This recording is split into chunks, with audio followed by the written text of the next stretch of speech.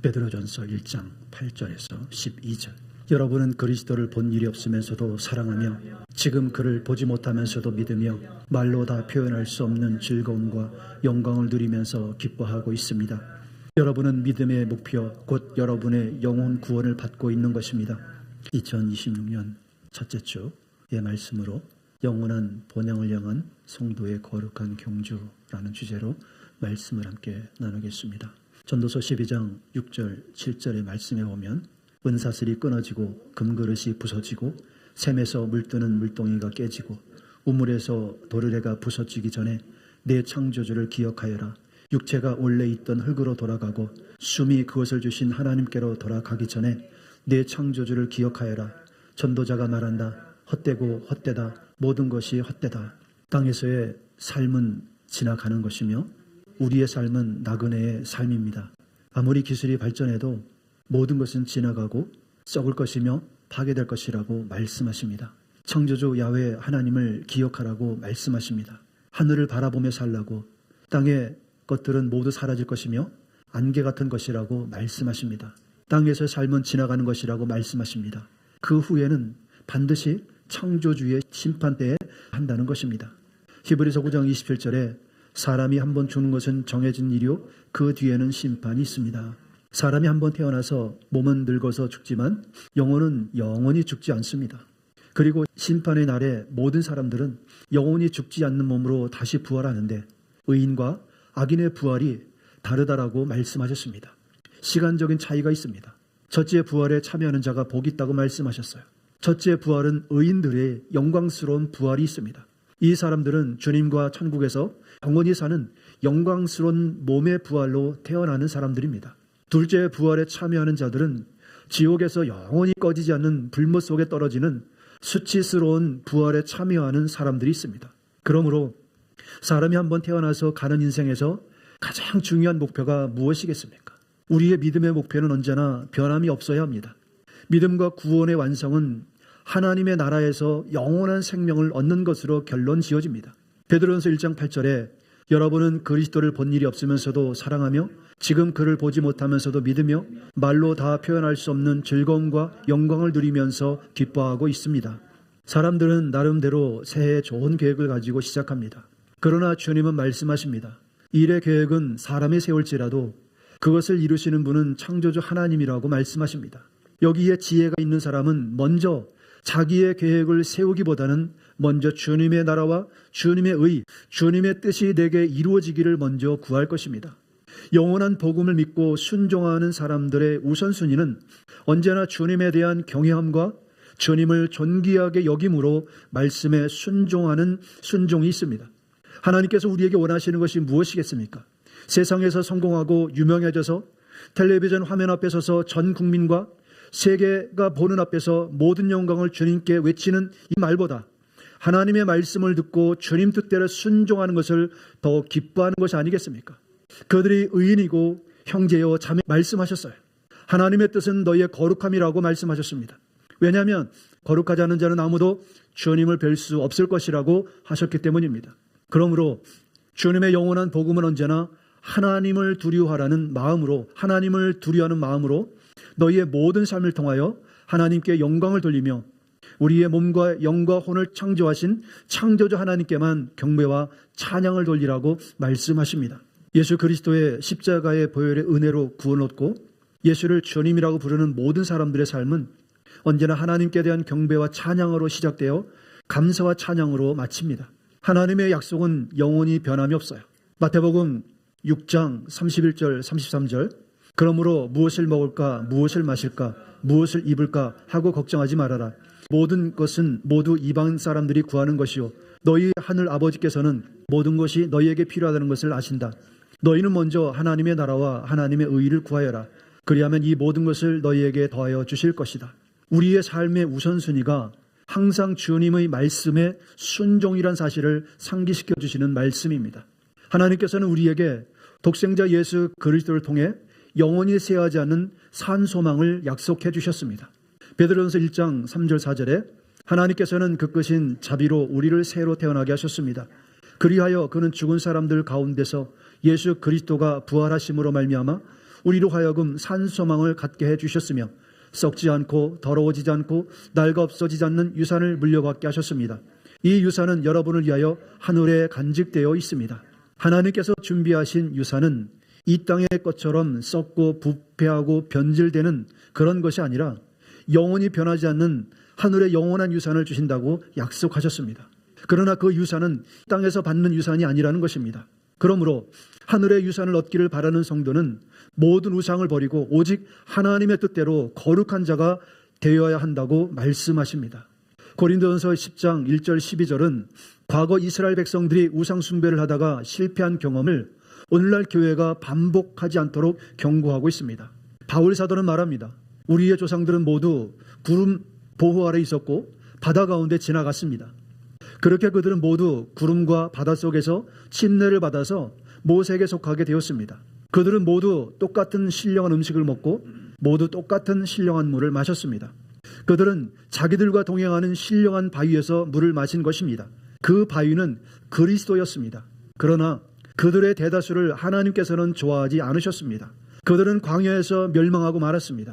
이러한 역사적인 사건들은 우리에게 중요한 본보기가 됩니다. 따라서 우리는 조상들이 범했던 다음과 같은 4가지 잘못을 경계해야 한다는 것입니다. 첫 번째로는 그들 가운데 얼마는 우상 숭배를 했다는 것입니다. 성경에 기록하기를 백성들이 앉아서 먹고 마셨으며 일어서서 춤을 추었다 하였습니다. 여러분은 그들과 같이 우상 숭배자가 되어서는 안 됩니다. 둘째는 간음을 했습니다. 그들 가운데 얼마가 간음을 하였고 하루에 2만 3천 명이나 쓰러져 죽었습니다. 세 번째로는 그리스도를 시험했습니다. 그들 가운데 얼마는 그리스도를 시험하여 뱀에게 물려서 죽었습니다. 네 번째로는 그들 가운데 얼마가 불평했습니다. 그들은 파멸을 시키는 이에게 멸망을 당하였습니다. 이 모든 기록은 말세를 살아가는 우리에게 경고를 주기 위한 것이라는 것입니다. 그러므로 스스로 믿음 위에 서 있다고 자부하는 사람은 자만하지 말고 언제든지 넘어질 수 있음을 기억하고 항상 겸손히 조심해야 한다라고 말씀하십니다. 우리의 삶에는 주님께서 베풀어 주신 은혜가 참으로 가득합니다. 이스라엘 백성들이 광야에서 신령한 반석이신 그리스도로부터 생수를 마셨던 것처럼 우리 또한 매 순간 주님이 공급하시는 힘으로 살고 있습니다. 그러나 안타깝게도 과거의 은혜가 미래의 안전을 무조건 보장해 주지 않습니다. 광야의 조상들은 기적을 체험하고도 우상 숭배와 음행과 불평이라는 유혹에 넘어져 무너지고 말았어요.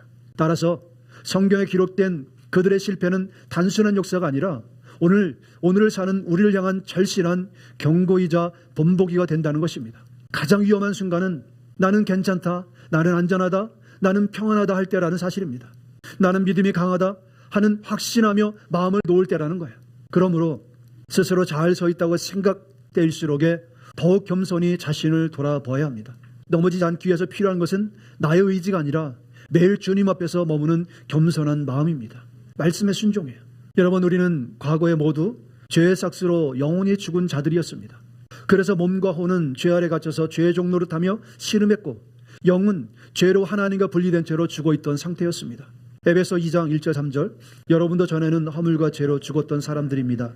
그때 여러분은 허물과 죄 가운데서 이 세상의 풍조를 따라 살고 공중의 권세를 잡은 통치자 곧 지금 불순종의 자식들 가운데서 작용하는 영을 따라 살았습니다. 우리도 모두 전에는 그들 가운데서 육신의 정욕대로 살고 육신과 마음이 원하는 대로 행했으며 나머지 사람들과 마찬가지로 날 때부터 진노의 자식이었습니다.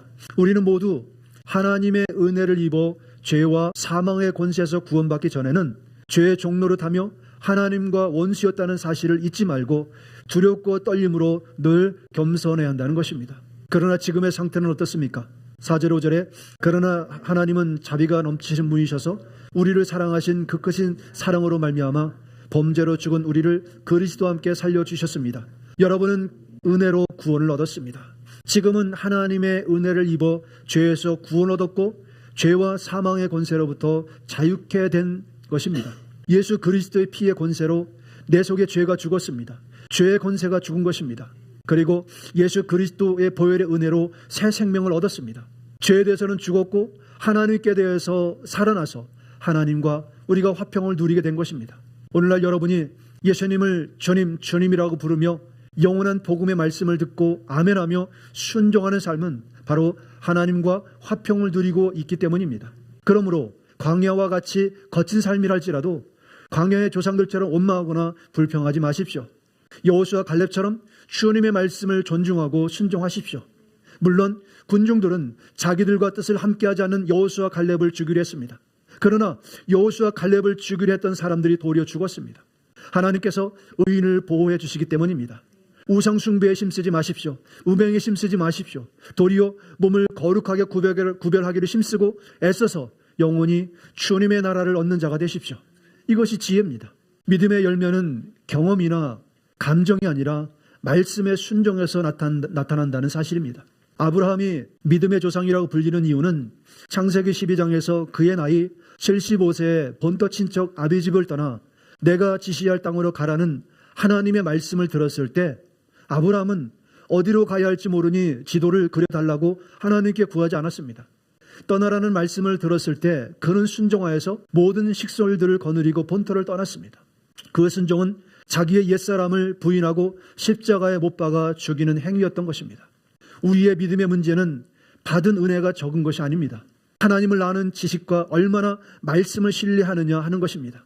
영생은 하나님과 그가 보내신 예수를 아는 것이라고 했어요.